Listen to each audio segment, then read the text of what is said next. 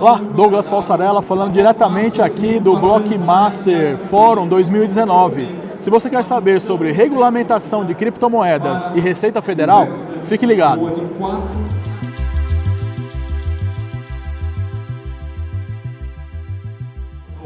Olá pessoal, tudo bem? Estou aqui hoje com Rossello Lopes, CEO da Straton. Tudo bem, Rossello? Como vai? Tudo bom? Prazer em estar aqui. Tudo bem. Vou falar desse assunto, né, que está em alta aqui no Brasil.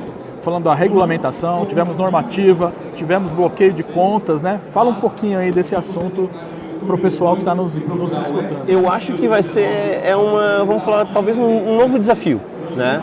Para as criptomoedas, então para a criptoeconomia como todo mundo conhece. Então a gente primeiro teve aquele desafio, como é que a gente faz a pessoa entender o que é criptomoeda, como é que esse criptoativo funciona, essa avalanche que sobe e desce, né? Realmente é um tanto quanto complexo. Agora a gente tem um novo que é, o volume começou a realmente a ter volume no mercado, começou a ser um volume expressivo, aonde quando você tem volume expressivo, você também tem a parte ruim que traz o golpista, traz esses esquemas de pirâmide e acaba realmente assustando um pouco o mercado e talvez aí precise ter o regulador entrar no circuito. Então, às vezes, até para proteger, mas às vezes o regulador erra a mão. Ele, no intuito de tentar proteger, de tentar encontrar a melhor maneira de entrar, às vezes ele pode errar a mão. Eu acho que a Receita Federal agora foi precipitada demais em ter feito uma instrução normativa. Eu acho que ela poderia ter começado a instrução normativa só para as empresas primeiro, para tentar aprender como é o mercado, para tentar viabilizar antes de ir direto para o cidadão que compra, para o cidadão que investe.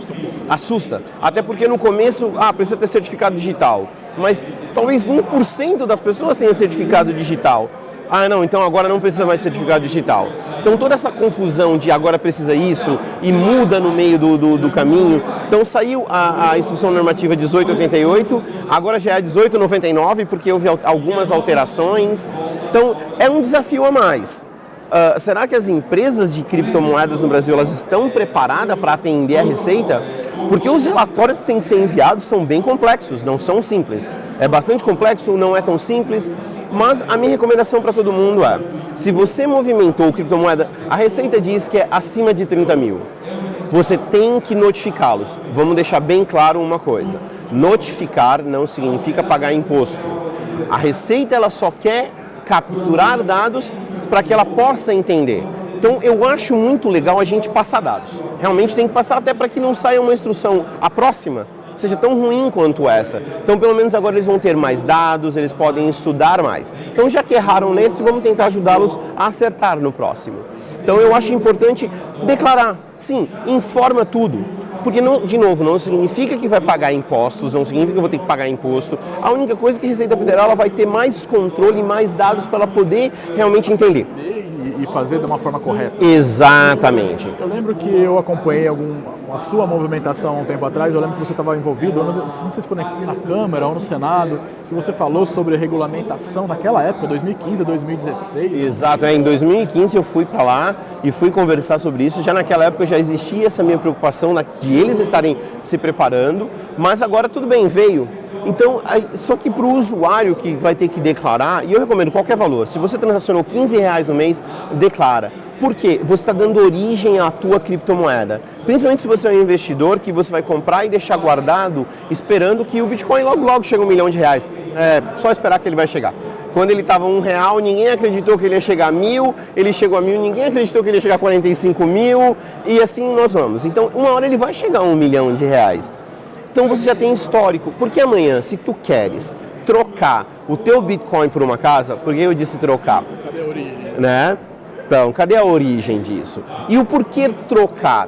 Você não compra uma casa com Bitcoin, você troca os seus Bitcoins por uma casa. A criptomoeda é um ativo ele tem que ser realmente tratado como um ativo.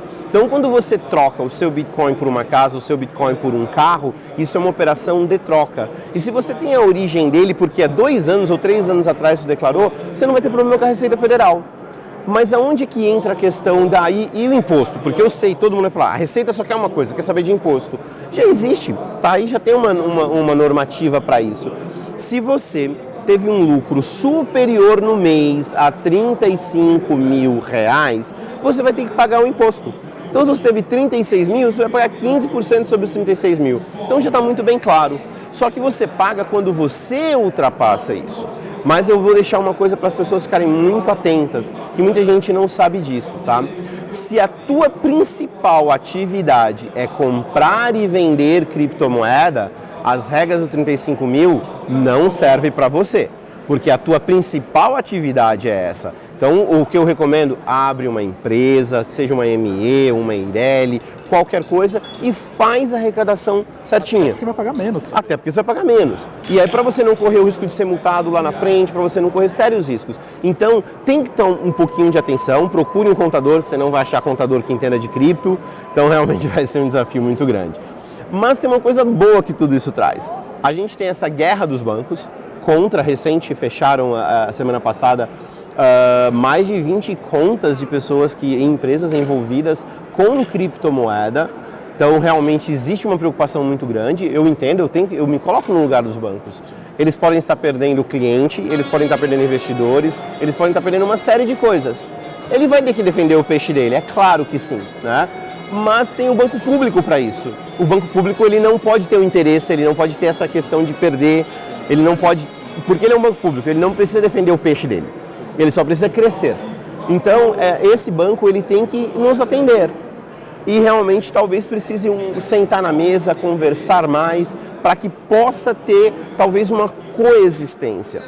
Mas abre a seguinte coisa, a Receita Federal como instrução normativa. Bom, então agora eu tenho armas para ir no banco e dizendo, olha, já tem uma normativa, então eu não estou trabalhando à margem da legalidade assim, eu não estou numa zona cinzenta mais. Então a zona já está um pouco mais clara, está indo para o azul, né? Então isso acaba ajudando. É claro, o banco privado ele não é obrigado a te atender.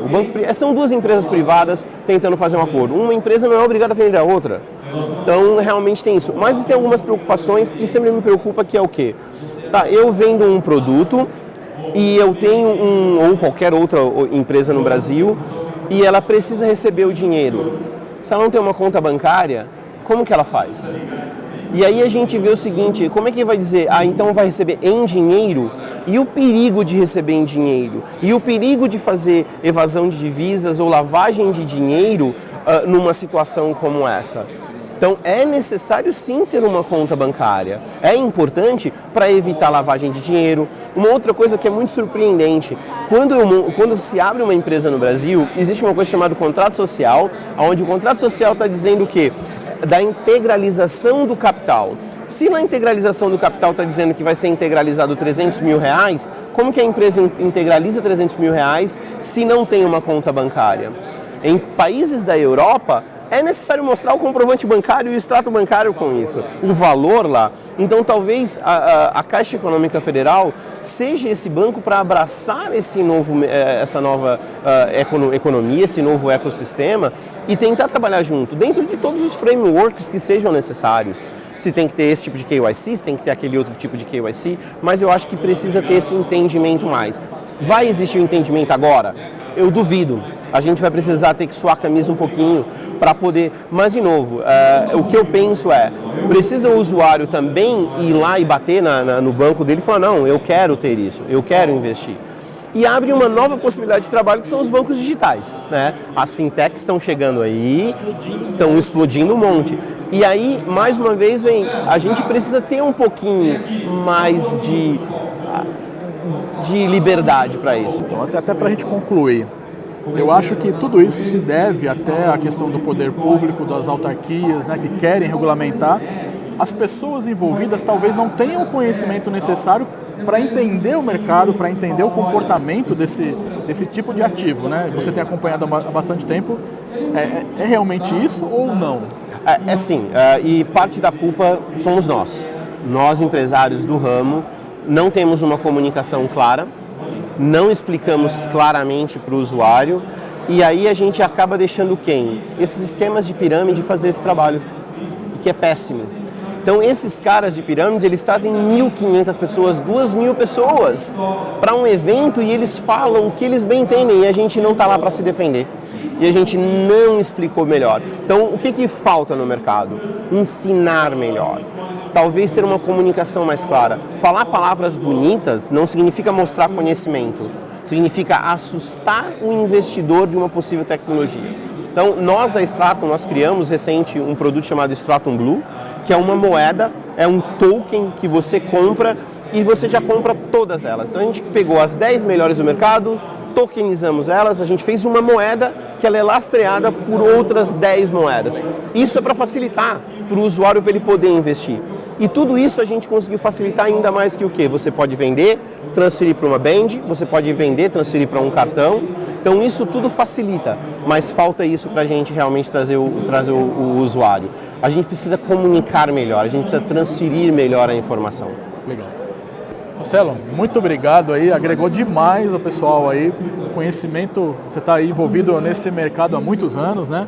E para você que assistiu, curta, compartilhe e até a próxima. Obrigado.